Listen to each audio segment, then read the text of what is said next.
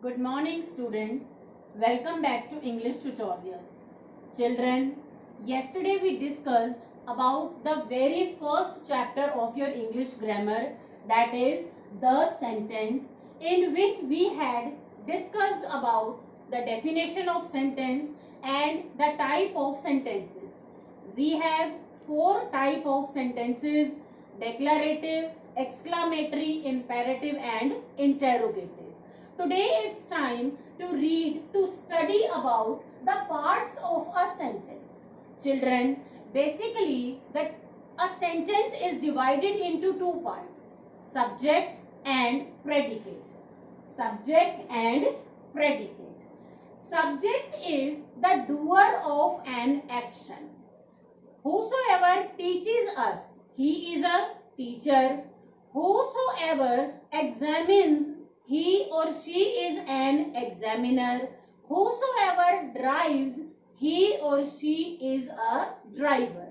In the same way, whosoever does a work, an action, he is the doer. Whosoever does the work, he is the doer, and he is called the subject also. So before learning about predicate, let's learn about subject. Look at the examples written here. The very first example, the gardener is watering the plants. Who is performing the action? Obviously the gardener. So here subject is the gardener. Second sentence, children are enjoying the puppet show. Who are enjoying the puppet show? Children. Who are performing the action? Children, because they are enjoying. Enjoy is our verb, and enjoying, this enjoyment is being done by the children. So they are the doer. So they are the subject of the action. Trees give us flowers, fruits, etc. Next example, trees give us flowers, fruits, etc. Who give us? Trees. So trees is the subject of this sentence, of the action. You and I. Children, it is not a compulsion that every time we will have a single subject only. Subjects can be one or more than one. Here in next sentence, in sentence number 4, we have two subjects. So definitely we will be underlined both the subjects. You and I will be friends forever. We are talking about whom? Who will be friends forever? You and I. So this is our subject. Till here we have talked about assertive sentences only. These are declarative sentences. So if any interrogative sentence is there, any exclamatory sentence is there, they also have same thing. They also have subject and predicate. Look at the fifth sentence. How can you say that? Here, you is the subject.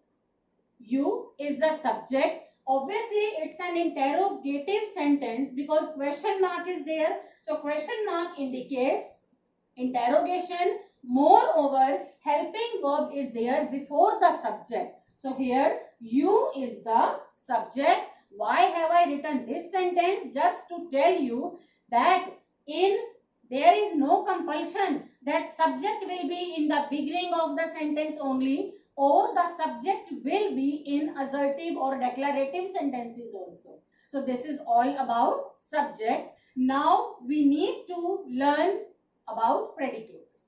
Children, if I tell you in a simple word, in simple sentence, it is actually easy to differentiate between subject and predicate. If we leave subject, then rest part of the sentence is called a predicate. Here, the gardener is subject. Obviously, the rest part is called the predicate. And in predicate, you will observe few things like, in predicate, objects are there. In predicate, a certain action is there. So, in short, except subject, the gardener, children, trees, you and I, here you, except subject, rest part of the sentence is called a predicate. Now children, one more thing I want to tell you, that in a sentence you will get the answer of who. Then we are talking about subject. Who is watering the plant? Gardener. Who are enjoying the puppet show? Children. Who give us flowers, trees, etc.? Trees. Who will be friends forever? You and I. So if you get the answer of who or what, then we are talking about a subject. In your grammar book, Prachi, if we consider the same examples and the same exercise, we have page number 8, second exercise, in which we have been asked to identify the subject and predicate in the following sentences and write in the box below. A few 10 sentences have been given, and below that a box has been made in which we have to differentiate between subject and predicate. Let's take the example from your book only. The very first example is, the girl stood on the wall. Who stood on the wall? The girl. The girl is subject here, and rest part of the sentence is predicate. In exercise 4, you need to write down predicate has been given and any subject you have to write down, so that these fill-ups will be converted into meaningful sentences. In exercise 5, you need to write down the, children, please try to focus if you can. In exercise 4, predicate has been given and you need to write down a proper subject so that a meaningful sentence can be made. In next exercise, we already have subject and you need to write down a meaningful predicate.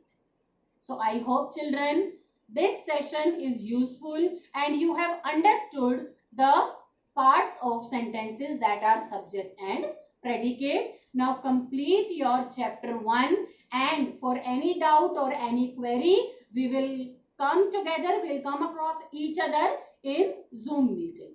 Thank you.